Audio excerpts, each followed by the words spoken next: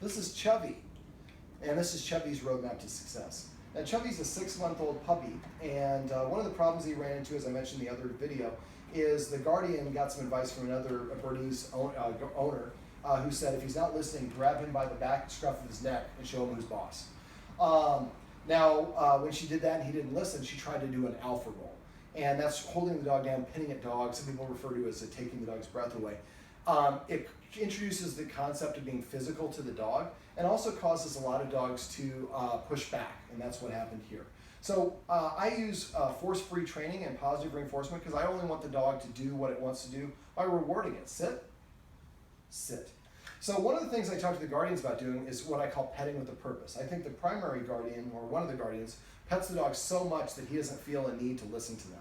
So what I do is put the dog into a sit by holding my hand like this, and then going over the head. When he sits, I pet him and I say the word sit. I say just whatever the command word is that the dog does. So I don't say good sit, I don't say, oh, what a good dog or good boy, just the word sit. Every time he lays down, we're gonna pet him and say the word chill, or whatever the word that the guardians want to use is.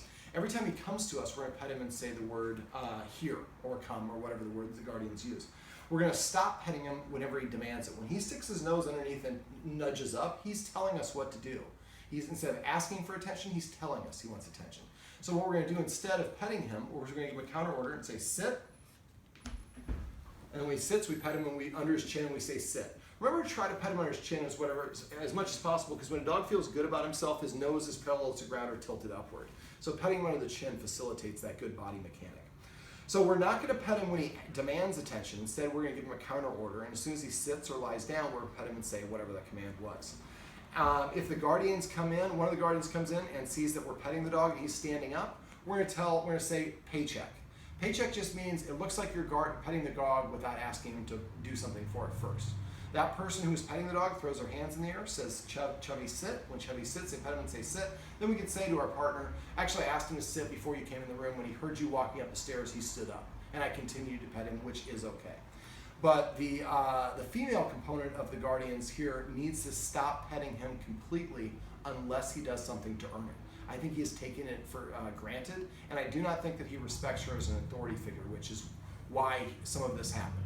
So the more that she withholds and plays a little bit of hard to get, the more that he will want to get petted with her. She would like to cuddle with him more. He doesn't feel that tactile with her. She withholds a little bit of attention that will accelerate that. I'd like guardians also to start incorporating rules and boundaries and enforcing them consistently using the escalating consequences we went over. We have a nice L-shaped table here, or couch here. If somebody's eating food here, this L here should be off limits for the dog.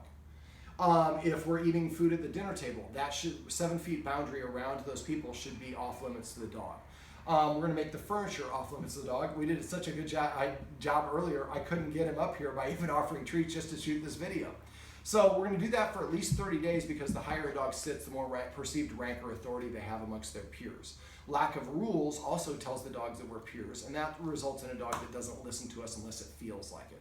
By petting with a purpose, we're going to start giving the dog an incentive, and instead of the dog nudging us or barking at us, it's going to come and sit down and say, I'm prepaying for some attention, can you pet me a little bit? Because the dog likes to jump up, I recommend that the guardians take Chubby to some dog-friendly businesses like Home Depot or Lowe's.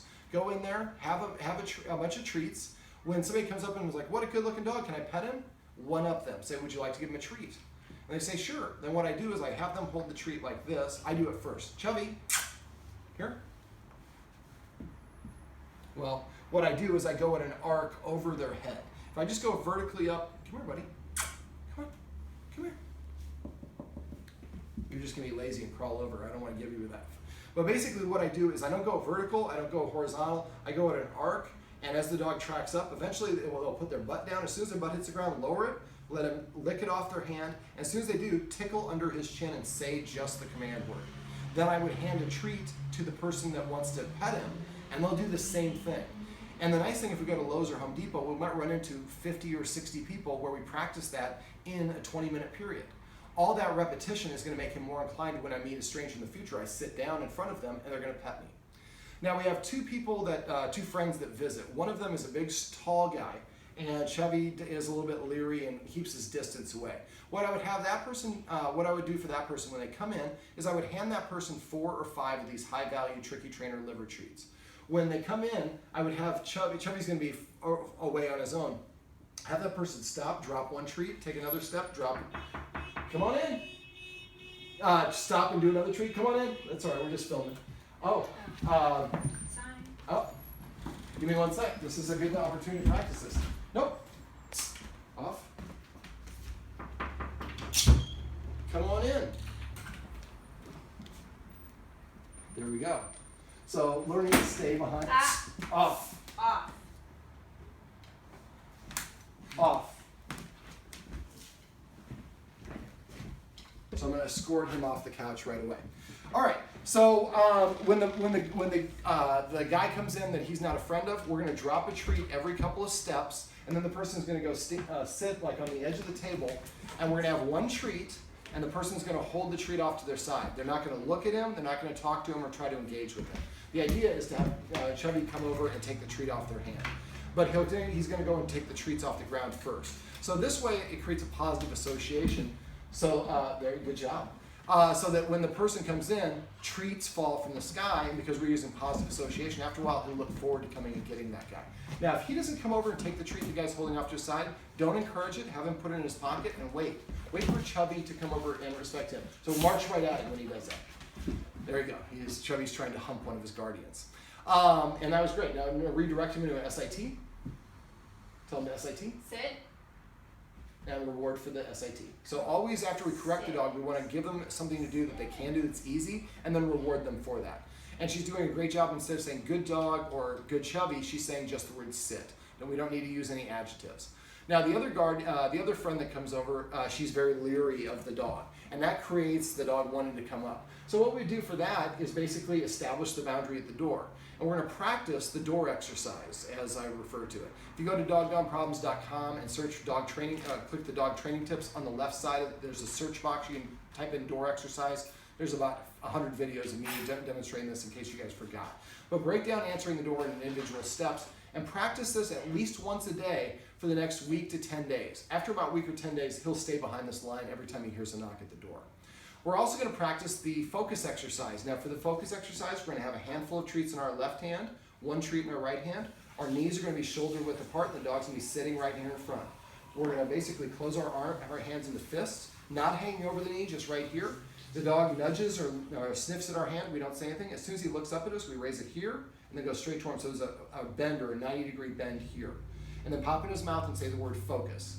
At first, we're going to do 1 second, 1 second, 1 second, 1 second. After we've done this 2 or 3 different practice rounds, then it's going to be 1 second, 2 seconds.